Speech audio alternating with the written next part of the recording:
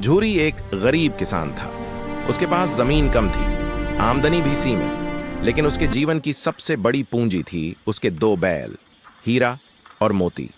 दोनों हट्टे कट्टे, मजबूत और मेहनती थे। झूरी उन्हें अपने बच्चों की तरह मानता था। वह उन्हें कभी मारता नहीं था। जब खेत में हल खींचते खींचते वे थक जाते तो वह खुद हल संभाल लेता और उन्हें दुलराते हुए कहता, बस बेटा, अब आराम करो। हीरा थोड़ा तेज स्वभाव का था, आंखों में चमक और चाल में फुर्ती थी। मोती शांत था, सहनशील और समझदार। दोनों एक दूसरे की भाषा बिना बोले समझते थे। झूरी के खेतों में वे सिर्फ बैल नहीं थे, उसके सुख दुख के साथी थे। एक साल फसल खराब हो गई, कर्ज बढ़ता चला गया, घर की हालत बिगड़ने लगी। झूरी की पत्नी ने मजबूरी में कहा कि कुछ दिन के लिए बैलों को उसके मायके भेज दिया जाए ताकि वहां के खेतों में काम करके वे पेट भर सकें। झूरी का दिल भारी हो गया। बैलों से बिछड़ना उसके लिए अपने प्राणों से बिछड़ना था, पर गरीबी के आगे उसकी एक न चली। हीरा और मोती को ससुराल भेज दिया गया। वहां का माहौल बिल्कुल अलग था। नया मालिक कठोर था। न समय पर चारा मिलता, न ढंग से पानी। जरा सी देर होने पर लाठियां बरसने लगतीं। हीरा भीतर ही भीतर सुलगता रहता।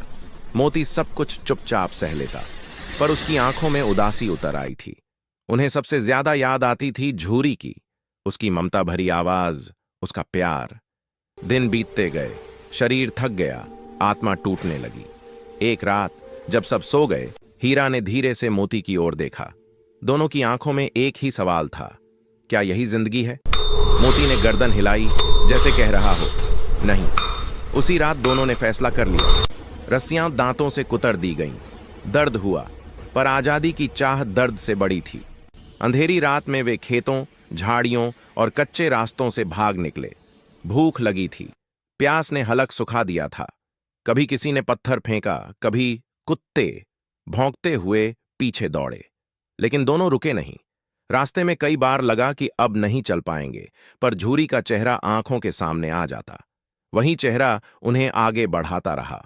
सुबह की पहली किरण के साथ वे अपने गांव की सीमा पर पहुंच गए।